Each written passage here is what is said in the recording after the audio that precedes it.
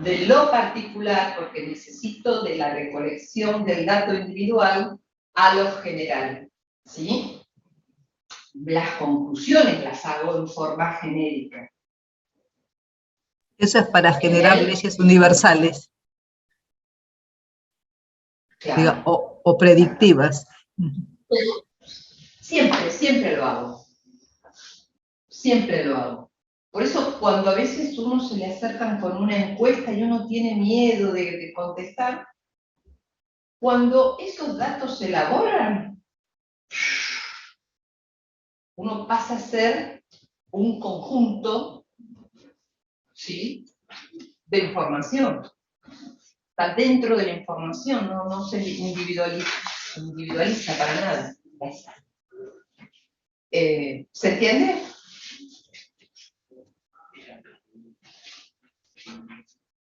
¿Se entiende ahora? Sí, sí. Bien. Bueno. Hoy vamos a ver el método estadístico. A ver, vamos a repasar. Antes de empezar con el tema nuevo que es el método estadístico y sus dos grandes etapas, ¿cuántas etapas tiene el método científico? 4 por lo menos. 4. Perfecto, 4. Sí, ¿y son? Identificar el problema, definirlo. La elaboración de una hipótesis. Sí. Corroborar esa hipótesis. La formulación y la verificación, después si es verdadera o falsa, y la conclusión, digamos, que depende, la resolución, depende de si es verdadera o se puede, en la tercera etapa se puede volver a la inicial, porque se puede reformular si es que hay algún inconveniente o alguna otra mirada, digamos, ¿no? A ver, sí, las etapas son 4. La primera es el planteamiento del problema, ¿sí?, la definición de los objetivos. La segunda es la formulación de la hipótesis. La tercera es la verificación de la hipótesis, y acá utilizamos la estadística con sus dos grandes etapas, que hoy la vamos a comenzar a dar más específicamente. Y la cuarta etapa es la resolución de la hipótesis, ¿sí? Entonces, ahí me pueden pasar 3 cosas.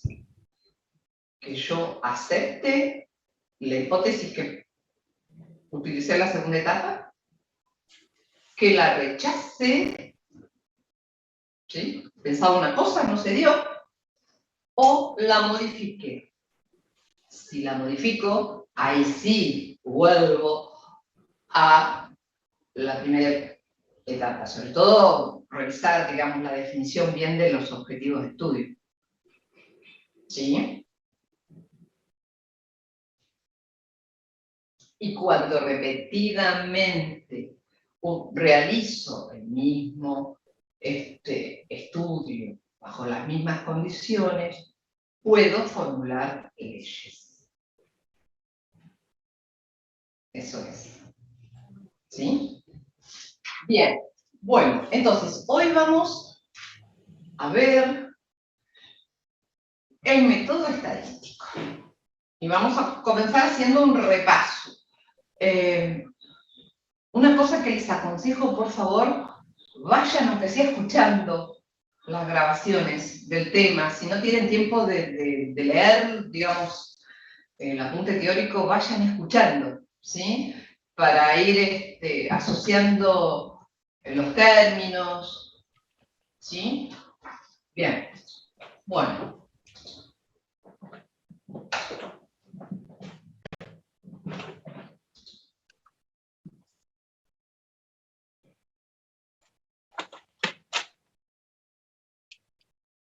Bueno, entonces,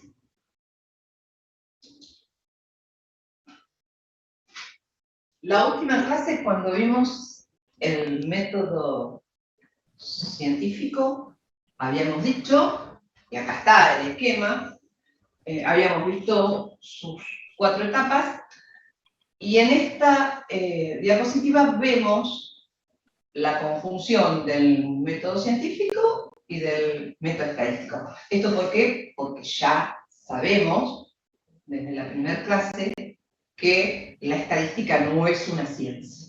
Es un método o una herramienta. Entonces, necesita respaldarse de un método como el método científico. ¿Sí? Bien.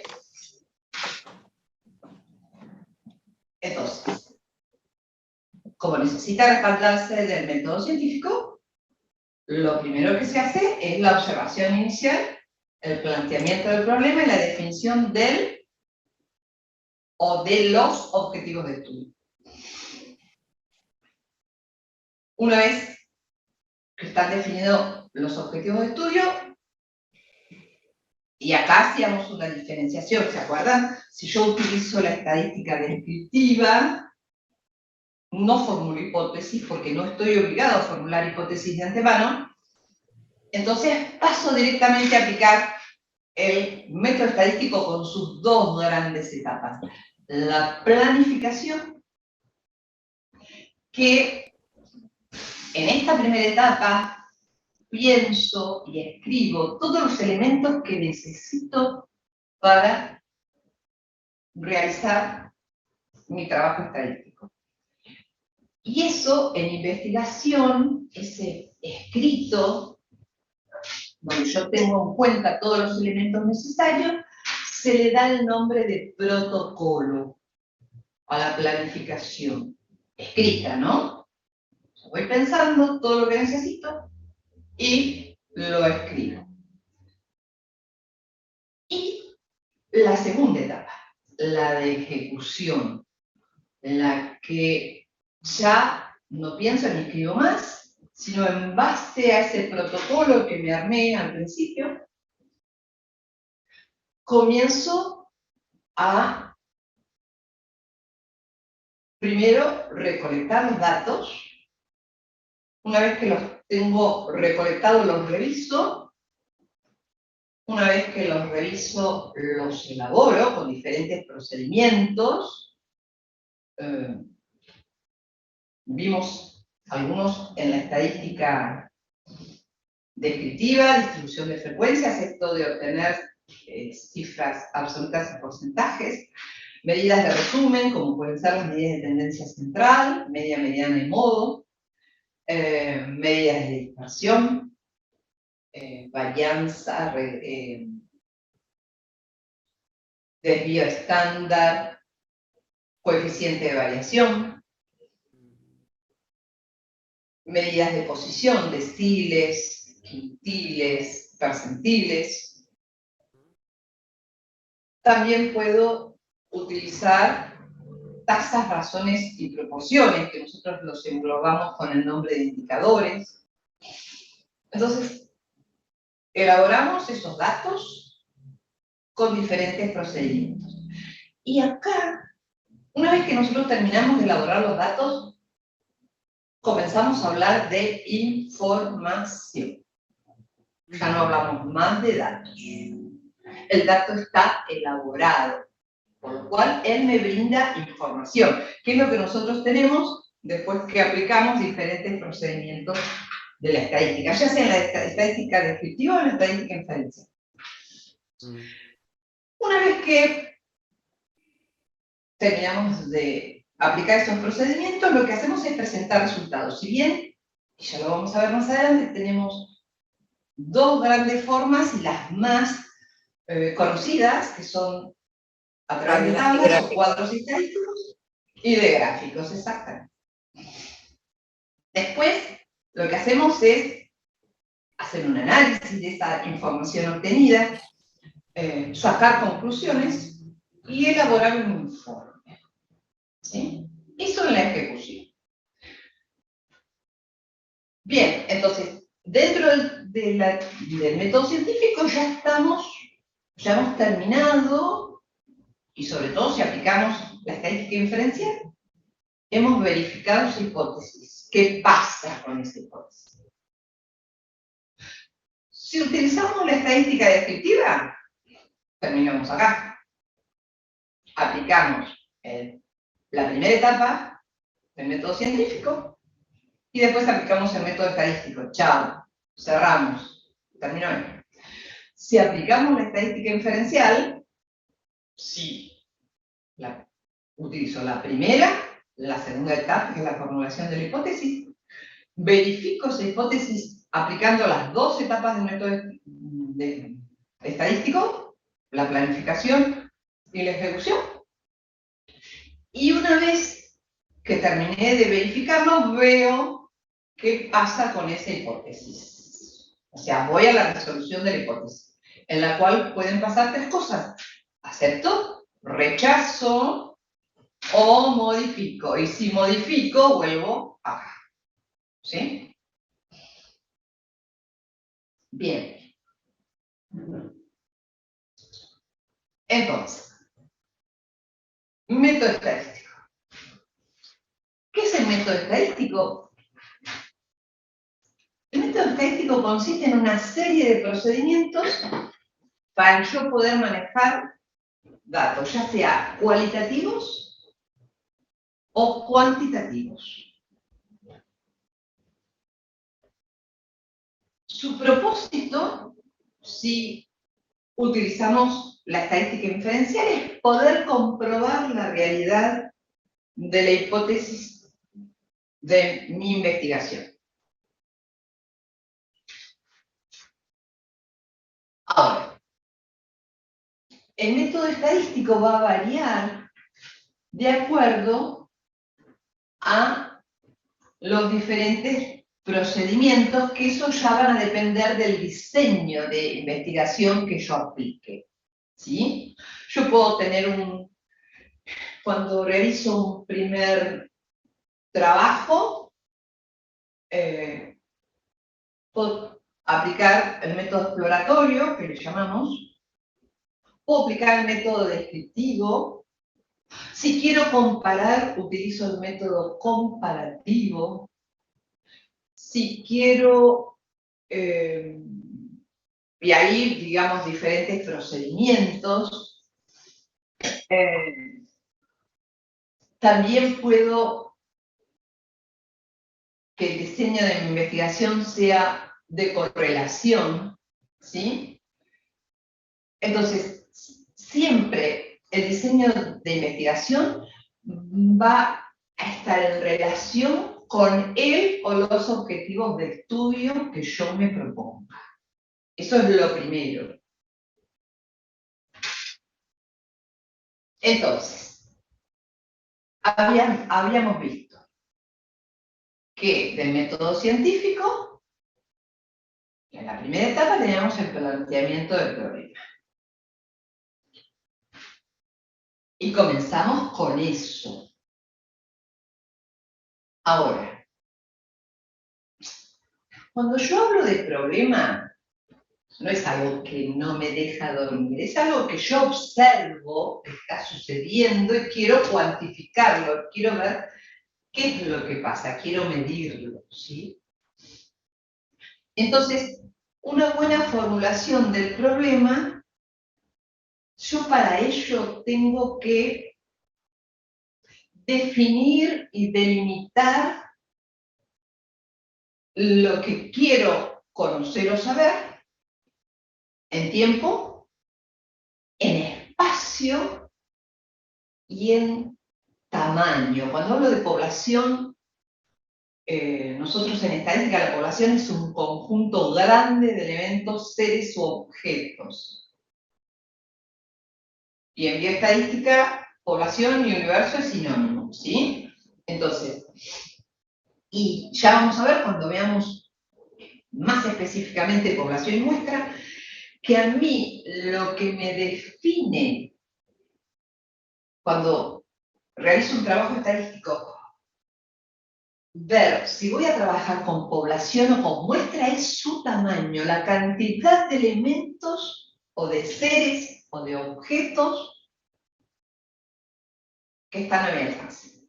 Eso es lo que yo Lo que me hace decir, bueno, no puedo trabajar con toda la población porque es muy grande y tengo poco tiempo para presentar mis resultados, ¿sí? Entonces voy a seleccionar una muestra.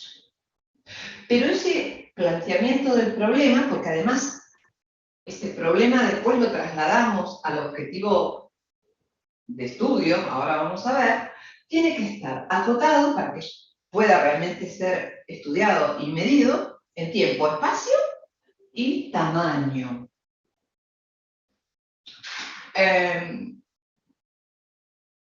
Y siempre es aconsejable, no importa el tema que sea, documentarse previamente. Para eso, hoy en día, con la ayuda de Internet, ¿sí? Uno, digamos, tiene al alcance mucha información, muchos trabajos del tema que uno quiere investigar.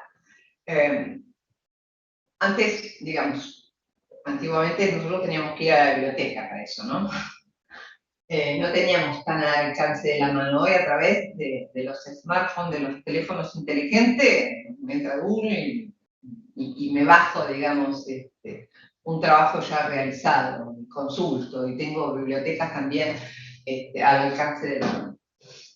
Bien, entonces, una vez que tengo claro ese problema, lo que quiero medir, lo que estoy observando, que digo, bueno, bueno, quiero conocerlo, lo primero que tengo que hacer es definir el objetivo.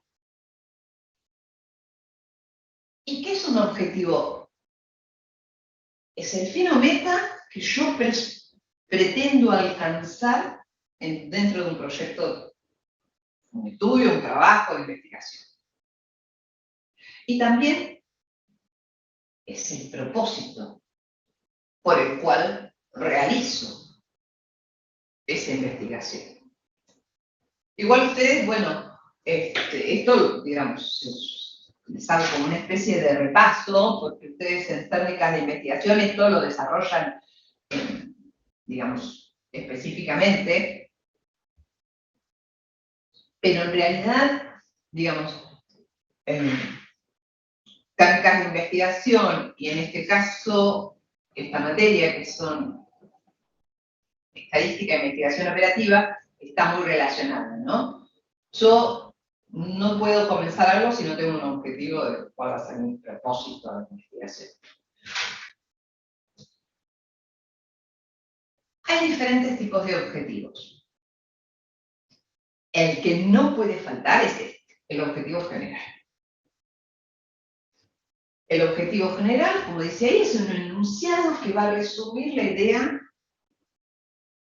y el fin de un trabajo. Es esa meta o propósito. Es, digamos, ese objetivo tiene que estar delimitado en tiempo, en tamaño y en áreas geográficas, ¿sí? El ejemplo que vemos acá dice analizar las causas del ausentismo laboral en los locales Garbarino. Bueno, ahora ya no existe más los locales Garbarino, quedó medio obsoleto este ejemplo. De Cava durante el segundo semestre del 2020, con el fin de generar estrategias, pautas y recomendaciones que atenúen el impacto que causa este acontecimiento. ¿Sí? O sea, puntuales. En esta empresa, en esos locales, los de Cava, en un tiempo definido, segundo semestre del 2020.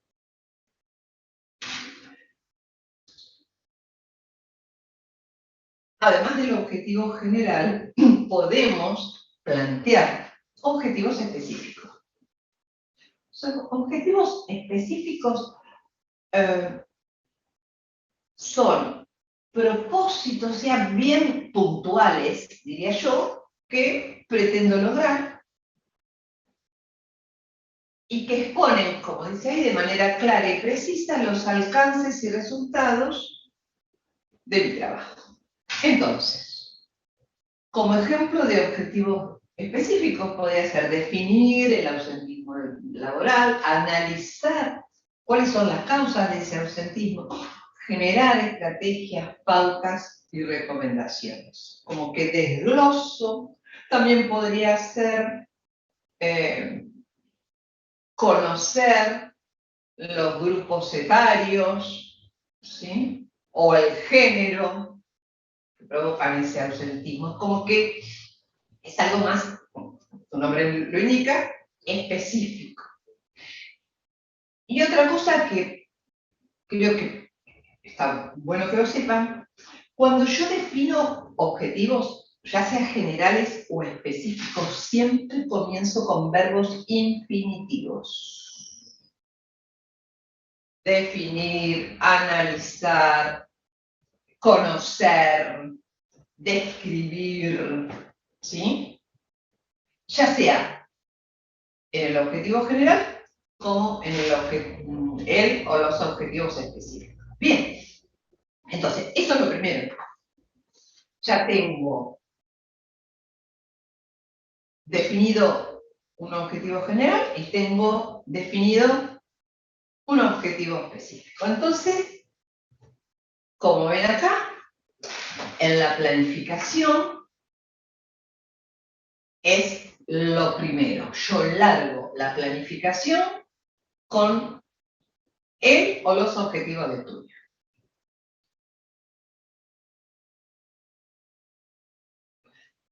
Después, como verán, bueno, acá están enumerados, pero en realidad yo cuando hago un protocolo, lo que tengo que ver es qué elementos voy a necesitar, ¿sí? Entonces, primero voy a ver o a definir ese universo de población que voy a estudiar. Y para eso, o sea, como les decía, es fundamental saber la cantidad o tamaño. Porque si es muy grande, no la puedo abarcar.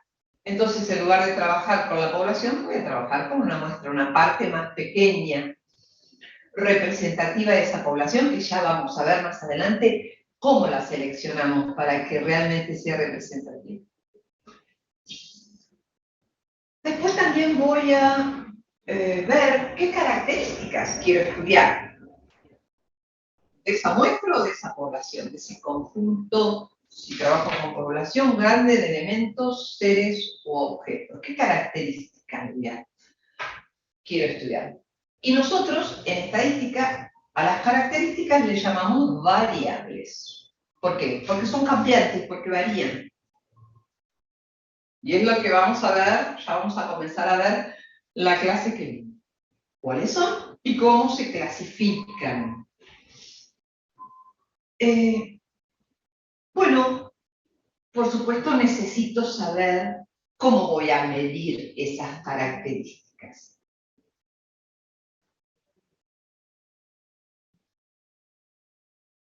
Las unidades o las escalas, pero mejor dicho, las escalas de medición están muy relacionadas de acuerdo a las variables o características que yo utilice. Y existen dos escalas para variables cualitativas, que son la nominal y la ordinal, y dos escalas cuando mi variable o la característica a estudiar es cuantitativa, que son la más conocida, la intervalar, o de intervalos de clase, y la de proporción, también. Lo vamos a ver en detalle, pero para eso necesitan saber e identificar cuáles son las variables cuantitativas y cuáles son las variables cualitativas. También, digamos, una de las cosas que tengo que pensar es con qué unidad de medida voy a usar.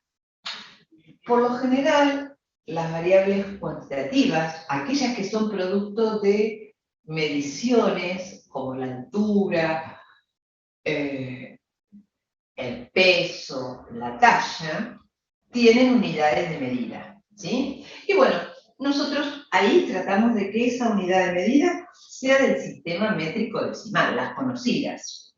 En el caso del peso, gramos, kilogramos. En el caso de la altura, metros, centímetros, ¿sí? Las conocidas. A veces el tema se nos complica, sobre todo en bioestadística, en la estadística aplicada a la salud y a los seres vivos. ¿Por qué?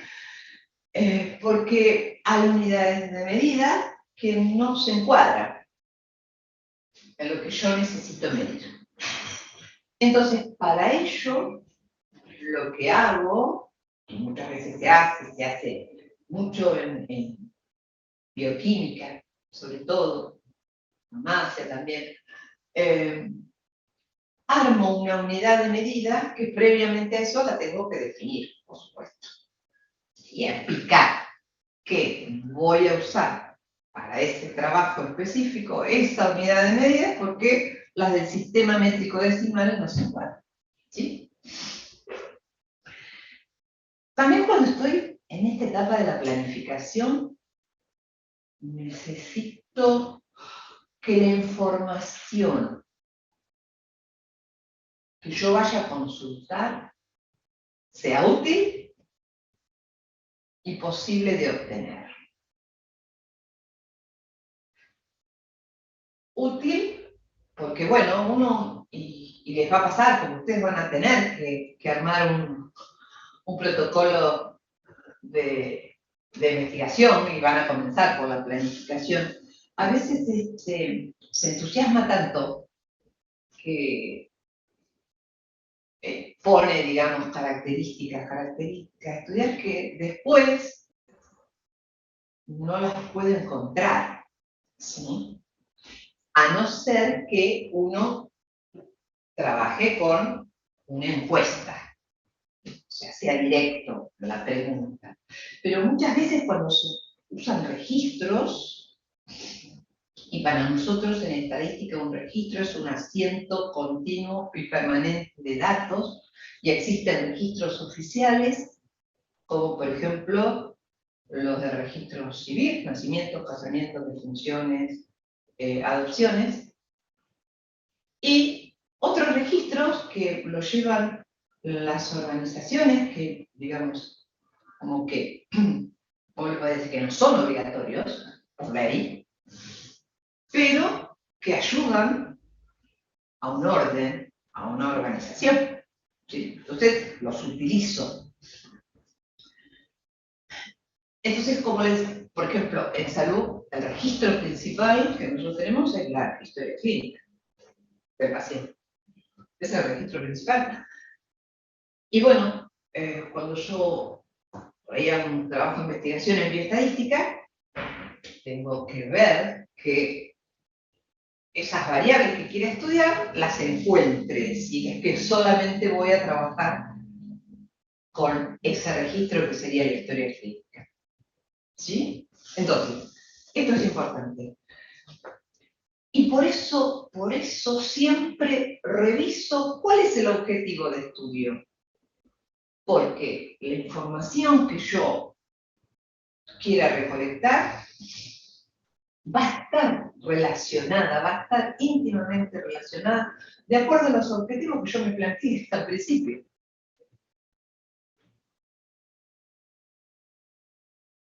Después, también lo que hago es ir a obtener información. ¿A través de qué? A través de diferentes fuentes. Esto es más, a veces ahí está el punto 6, pero a veces es lo primero que hago, ¿no? O sea, defino el objetivo del trabajo que quiero hacer y entonces voy directamente a ver qué información puedo conseguir. Las fuentes de información en estadística se clasifican en forma independiente. Tenemos, por un lado, fuentes primarias o secundarias.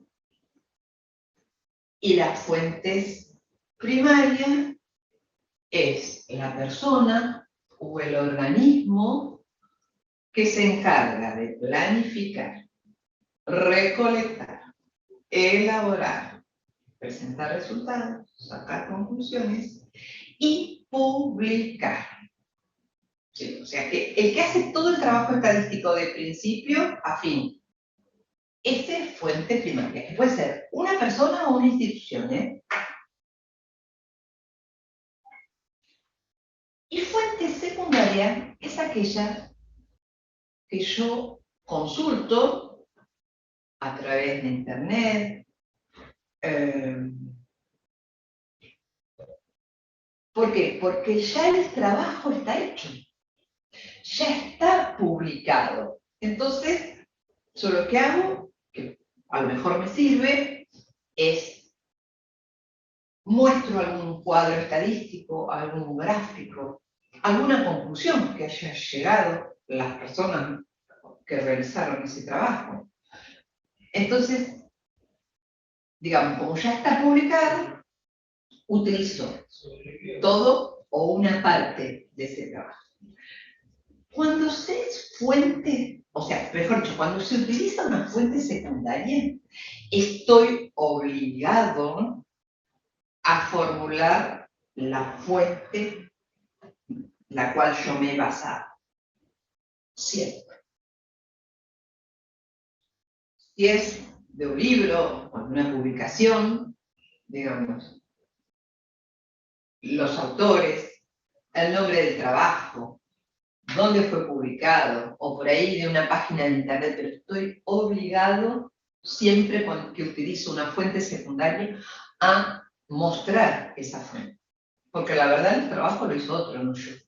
Tomé una parte para mi trabajo, que me sirvió a lo mejor para comparar, pero no es mi trabajo, entonces estoy obligado a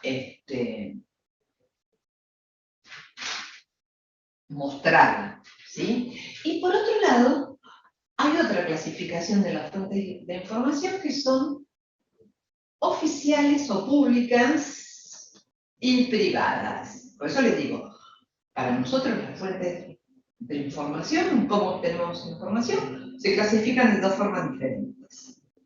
Por un lado, primarias y secundarias. Si la persona o la organización realiza todo el trabajo desde pensarlo hasta publicarlo, o fuentes secundarias. El trabajo está publicado, uso todo o una parte y estoy obligado a decir de quién es ese trabajo. Y por otro lado, puedo usar fuentes oficiales, o sea, nacionales, provinciales, del gobierno de la ciudad, municipios, o fuentes privadas, que pueden ser oficinas específicas que realizan, por ejemplo, trabajos estadísticos como las consultoras, ¿sí? O también fuentes privadas pueden ser las diferentes sociedades científicas. O esas son fuentes privadas. Bien. ¿Qué otra cosa más tengo que pensar? ¿Cómo voy a obtener los datos? Y nosotros tenemos tres formas de recolectar los datos. Una es el censo, que este año, digamos, da la casualidad que se va a realizar el 18 de mayo y después vamos a hablar específicamente sobre esta forma de recolección de datos, que es obligatoria por ley, que en realidad se da cada 10 años en la República Argentina, 5 años en Europa, que realmente es muy caro la realización de un censo, pero también es muy necesario. Y que bueno, debido a la pandemia que hemos corrido, ya no es la primera vez que corremos, digamos, la realización del censo en la República Argentina, porque en realidad, desde que se comenzó a realizar. Los censos se realizan en nuestro país cada 10 años y en los años terminados en 0. ¿Sí? Entonces, por eso ahora tocaba el año pasado, perdón, el anteaño. Ya estoy pensando que es el 21. En el 20 y lo tuvimos que correr por el tema de la pandemia. Entonces, cuando yo trabajo con el todo, con la población, la forma de recolección de datos que nosotros tenemos se llama censo. ¿Sí? Si en cambio mi recolección de datos es más pequeña a través de una muestra, la forma de recolección de datos se llama encuesta.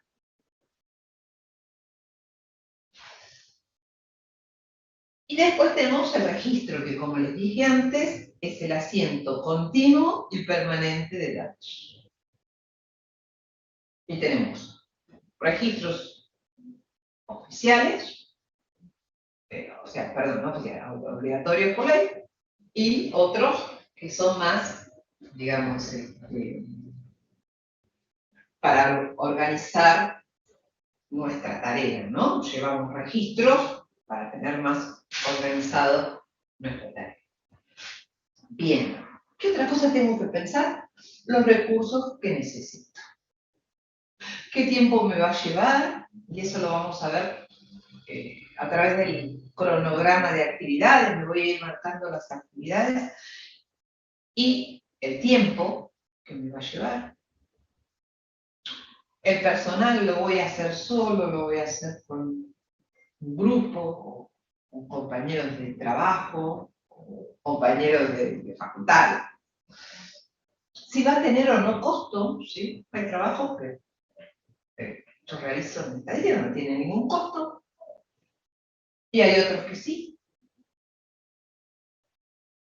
Digamos, por ejemplo, un trabajo para el desarrollo, a lo mejor, de una nueva técnica quirúrgica o la investigación de algún medicamento, o ahora, por ejemplo, que se hizo tan rápido los diferentes tipos de vacunas de COVID, del SARS-CoV-2, seguramente tuvieron un costo, ¿sí? Y entonces hay que hacer un presupuesto. Entonces, los recursos materiales, o sea, si necesito un equipo tecnológico, si voy a usar computadoras, el personal, el tiempo, si va a tener o no costo, el presupuesto, eso tengo que pensar. Otra cosa que voy a pensar y a escribir es mi formulario de recolección de datos. Y lo voy a diseñar. Ya sea que yo arme una encuesta o trabaje con un registro, siempre necesito diseñar en papel ese formulario de recolección de datos. Si lo voy a hacer solo, ya está, lo diseño, lo armo, lo imprimo, me hago la cantidad de juegos de lo que yo necesite juntar y ya está. Si lo hiciera con un grupo, en realidad lo ideal es que le hicieran un instructivo, ¿no? De cómo completar cada pregunta, ese formulario, cada pregunta, porque bueno, entonces todos estarían al tanto de hacerlo y eso me evitaría errores en la otra etapa, cuando revisamos los datos, en la ejecución. Después también necesito, y hoy en día, gracias a las computadoras, armarme una base de datos. Ustedes saben que el Excel no es una base de datos. ¿sí? Si bien se usa en forma masiva como una base de datos, porque es fácil, tiene columnas y tiene filas, entonces puedo armar, la uso como base de datos, pero es una planilla de cálculo, no es una base de datos. Base de datos es el Access. Hay un programa epidemiológico que se llama EpiInfo, y ahora está la versión 7. Hay programas estadísticos en el cual yo primero ya armo la base de datos, como el CSS, el SPSS, o sea. Pero bueno, el más conocido y usado es el Excel, que en realidad lo que permiten las bases de datos y los programas estadísticos es, gracias a Dios, poder exportar esa planilla de cálculo sin tener que volcar y que hacer todo de nuevo, y directamente ir y elaborar esos datos para que me den información, ¿no? Entonces, lo mismo, así como diseñé mi formulario en papel, tengo que diseñar mi base de datos, que en realidad va a ser un espejo, van a ser las mismas variables, las mismas características que voy a usar en el papel, las voy a volcar a la computadora. También tengo que pensar, y esto ya van a ver, me lo dan las escalas de medición, ¿cómo voy a elaborar yo los datos a futuro? ¿Qué procedimientos estadísticos voy a aplicar a futuro, en la otra etapa, en la de ejecución? Y por último, dentro de la planificación, lo ideal sería hacer una prueba piloto. ¿Y qué pongo a prueba? Mi formulario de recolección de datos en papel y mi base de datos. La prueba piloto, yo pruebo esas dos cosas. Lo que estaría marcado acá en el 9, como 9, ¿sí? Entonces, ¿por qué? Porque veo, y puedo por ahí, me tomo el tiempo que me lleva completar esa planilla o ese formulario. Si tiene preguntas, le puedo pedir a alguien, digamos, y hacer de entrevistado y entrevistador, que me las responda, a ver si me entiende, si escribí bien, porque bueno, tengo que pensar cuando, y eso lo hago ya en la planificación, digamos, el nivel de instrucción que va a tener si es una encuesta sobre todo, las personas que me van a responder esas preguntas, ¿sí? Porque a lo mejor, entonces ahí también defino si esa encuesta se la voy a dejar en un escritorio, bien como ahora que uno a veces va a hacerse algún estudio o atenderse en algún lugar y le piden, por favor, me completa, y ahí preguntan si lo atendieron bien, el turno, digamos, si lo atendieron en horario, cómo fue la limpieza, y uno va completando, ¿sí? Las encuestas de satisfacción. Las encuestas, exactamente, sí, en calidad, las encuestas de satisfacción, exactamente, sí. Entonces, bueno, para eso sí, digamos, la persona lo tiene que completar sola, no hay nadie que lo guíe de acuerdo a lo que se quiere conocer. Para ello, esas preguntas tienen que ser entendibles, ¿sí? Ahora, por ahí otro tema, yo necesito ver cómo me responde el otro, ¿me entendió? Por ahí tengo que pulir esa pregunta. por ahí quiero susceptibilidades, entonces la tengo que cambiar por otra, ¿sí?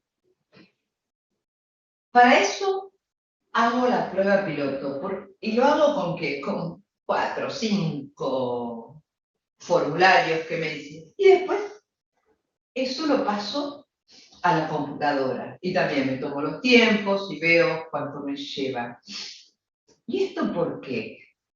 Porque cuando ya pasamos a la otra etapa, a la de la ejecución, acá no pensamos ni escribimos más nada. Acá directamente tenemos que accionar, ¿sí? Entonces, si yo me largo a juntar datos y no probé primero, no hice esa pruebita piloto, me puede ir mal. Y por ahí puedo llegar a perder ese dato. Si es una encuesta, la persona se me fue, que la verdad, ¿dónde la voy a ir a buscar después? ¿Sí? Si es un registro, lo tendré que volver a buscar y volver a ver. Entonces, por eso es ideal hacer esa prueba piloto del formulario y la base de datos en la planificación. Si me hubiera olvidado, porque me puede pasar, ¿no? Que terminé de escribir y de pensar todo lo que necesito y me olvidé, lo ideal es que cuando pase la ejecución sea lo primero que haga. Pruebe 4, 5, 10, de acuerdo, digamos, a la cantidad de datos que tengo que recolectar, realice esa prueba piloto. Bien, si ya lo hice la prueba piloto en la planificación, la ejecución comienza con la recolección de los datos. Junto todos los datos que necesito, con sus características o variables. Una vez que terminé de juntarlos, lo que hago es revisarlos. Sí, hay errores, hay inconsistencia. Y cuando terminé de revisarlos, paso a elaborarlos. Y lo más básico y elemental que nosotros tenemos en la estadística, no importa si esta característica es cualitativa o cuantitativa, es poder obtener cifras y porcentajes. Por eso conozco, por ejemplo, de la característica o variable de localidad, cantidad de personas que hay. ¿Sí? Y esa variable es cualitativa. Si yo juntara los datos del color de ojos de ustedes, también podría dar cifras absolutas y porcentajes, tranquilamente. Y esa característica o variable es cualitativa. Entonces, no importa que mi variable sea cualitativa o cuantitativa, siempre voy a obtener cifras absolutas y porcentajes, y a eso nosotros le damos un nombre. ¿Cuál? El de distribución de frecuencias. Ahora bien, sobre todo en esas variables cuantitativas de cantidad, ya sea, por ejemplo, la variable talla o la variable número de hijos,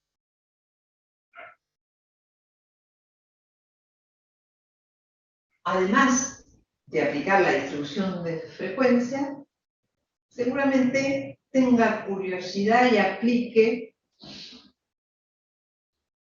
las llamadas medidas de resumen. Y ahí tenemos las medidas de tendencia central, las medidas de dispersión, las medidas de posición y las tasas, razones y proporciones. Eso, digamos, procedimiento siempre de la estadística descriptiva. En la estadística inferencial, como les dije ya en la primera clase, existen procedimientos que van a estar relacionados con el tamaño de la muestra que yo estoy utilizando, va a estar relacionado a la variable al tipo de variable también que yo esté utilizando. Y entonces, digamos, son diferentes. Pero en la estadística descriptiva, los procedimientos básicos son distribución de frecuencia, las medidas de tendencia central, las medidas de dispersión, las medidas de posición, correlación y tasas, razones y proporciones, que nosotros le damos un nombre de indicadores. Después, a lo largo del año, veremos, de acuerdo a la variable o característica que querramos medir, qué procedimiento vamos a poder aplicar. ¿Sí? Bien, una vez que terminé de elaborar esos datos, vuelvo a repetir, lo que obtengo es información. Entonces, lo que sigue, y lo que me permite, una vez que terminé de elaborar los datos y de obtener información, presento resultados. Lo más básico, ya vamos a ver que hay otras formas, pero las más básicas, las más conocidas son las tablas, son los cuadros estadísticos y los gráficos. Una vez que presenté armé esos resultados, lo que hago es analizar, realizar el análisis e interpretar esa información que he obtenido, saco conclusiones y por último transmito o comunico. ¿Sí? Y yo tengo dos formas, digamos.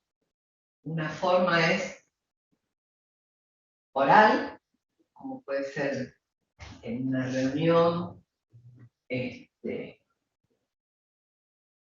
por ejemplo, de un área, una gerencia, de accionistas de una fábrica, o en salud, en un ateneo, en un congreso. Y la otra forma de transmitir va a ser escrita. ¿Sí? Un informe, una publicación, un libro. Entonces, y así bien rápido y para ir terminando.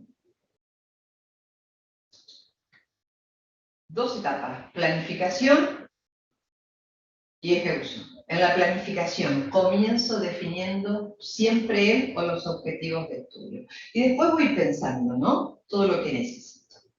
Y lo ideal es que lo cierre con la prueba piloto. Esto tiene un orden, no, yo le di un número, digamos, es más, yo creo que para no olvidarme yo, porque sí, hay muchas cosas a tener en cuenta cuando planifico, cuando hago un protocolo.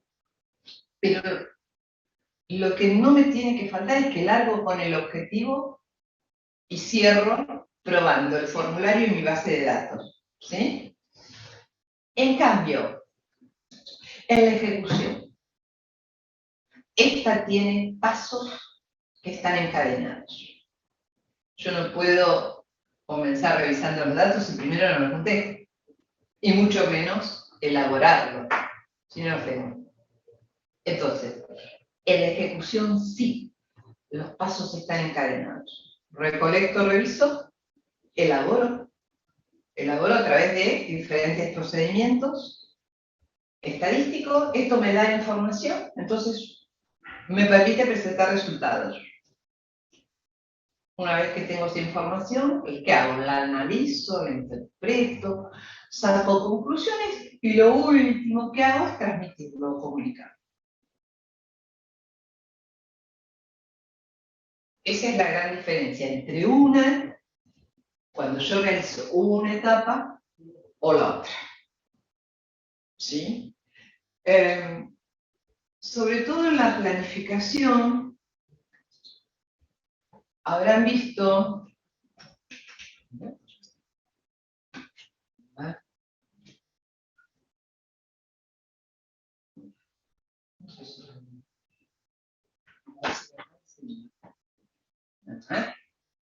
ahora sí. Sobre todo en la planificación, les decía yo, hay muchas cosas a tener en cuenta. Pero lo principal es que ustedes sepan que lo primero que tenemos que poner es un objetivo. Como todo en la vida, ¿no? Ustedes cuando comenzaron esta carrera se pusieron un objetivo que es terminarla. ¿En cuánto tiempo? No saben. Lo que les dé la familia, el trabajo y otros problemas que siempre surgen, digamos, otros imponderables. Pero bueno, ese fue el objetivo. Bien, lo mismo cuando yo quiero realizar cualquier trabajo. Primero, después voy pensando todo lo que voy necesitando y lo voy anotando, porque si no lo anoto, digamos, se me complica. Y eso me ayuda, y ya van a ver mucho el cronograma de actividades, ¿no? Digo, bueno, voy a consultar información o bibliografía y me va a llevar esto por ahí 2 semanas, me lo marco. Después, bueno, una vez que hago esto voy a ver cuánto va a ser ese tamaño de la población y en base a eso se voy a trabajar con ella con una parte más pequeña, una muestra, y ya van a ver después que si trabajo con muestras tengo que seleccionarla. Bueno, ¿cómo voy a seleccionarla? ¿Qué características que quiero estudiar que son variables? Entonces voy pensando, voy anotando, que no me falte nada. ¿Cómo voy a recolectar esos datos? A través de una encuesta, un censo, un registro. La información que necesito, voy a armar mi formulario en papel, mi base de datos, y los voy a probar. Y después sí, sobre la pregunta, a la de ejecución. Cuando ya tengo todo armado, le voy a seguir ese cronograma y lo que ya definí al principio, en la planificación. ¿Sí? ¿Entendió hasta acá? Sí, profe. Sí, sí. ¿Alguna pregunta? Porque hablé como una lora. ¿Alguna duda? En este momento no, pero seguramente más adelante sí. No hay problema. Hay temas que son muy importantes y que los vamos a ir viendo aparte. Pero si ustedes entienden el método estadístico,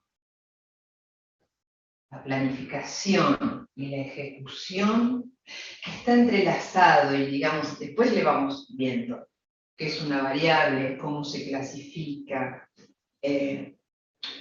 cuáles son las escalas de medición que están relacionadas con esa variable. ¿Qué me dice cuando yo conozco las escalas que de acuerdo a esa variable, qué procedimiento hago en la otra etapa de la ejecución? No es porque sea adivina que aplico, sino que de acuerdo a cómo es mi variable y a la escala que yo tenga que usar, van a ser los procedimientos que después voy a hacer en la otra etapa, en la de ejecución, más adelante. Incluso más, ya van a ver, de acuerdo a cómo es mi variable, va a ser el tipo de gráficos que voy a armar y voy a mostrar. No hago cualquier gráfico para cualquier variable. ¿Sí? Entonces, todo está relacionado. Todo está relacionado. Y sale en realidad de elementos que ya van viendo en la planificación, que después lo vamos a ir desarrollando aparte, porque merecen un capítulo aparte. ¿A qué se llama población? ¿Cuáles son las características que tengo que tener en cuenta cuando estudio la población? ¿A qué se llama muestra? ¿Cómo la selecciono? ¿Qué es una muestra aleatoria? ¿Sí? O sea, van a ir viendo muchas cosas que, digamos, términos que ya están viendo en la planificación, lo vamos a ir desarrollando aparte porque merecen ese tratamiento, porque si no, nos pasaríamos 4 clases si desarrolláramos dentro de la planificación, por sobre todas las cosas, si definiéramos cada uno de esos elementos, si nos expandiéramos más a eso. Entonces, si ustedes van asociando la planificación, la ejecución, sus elementos, dentro de la ejecución y la elaboración, ¿qué procedimientos aplico? Que son los que vamos a ver después en la práctica. Es la materia. Es la materia. Pero para eso también les sugiero, vayan escuchando las clases que voy subiendo. Si no tienen tiempo de ver, escuchen.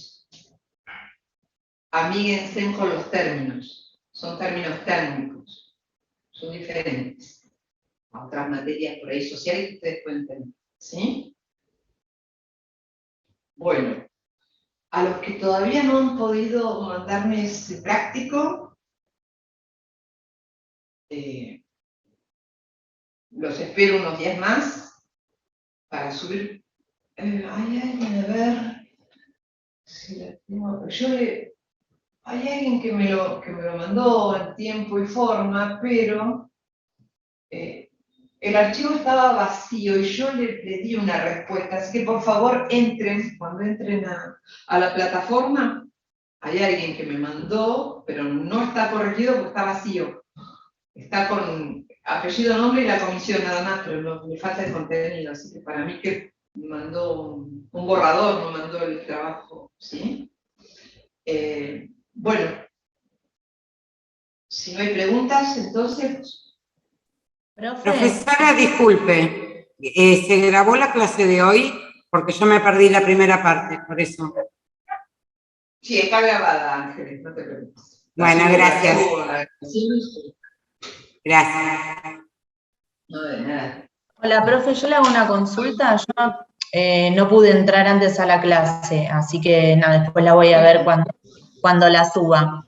Sí. En el trabajo práctico, usted me puso un comentario de retroalimentación. Yo intenté responderlo, pero no pude.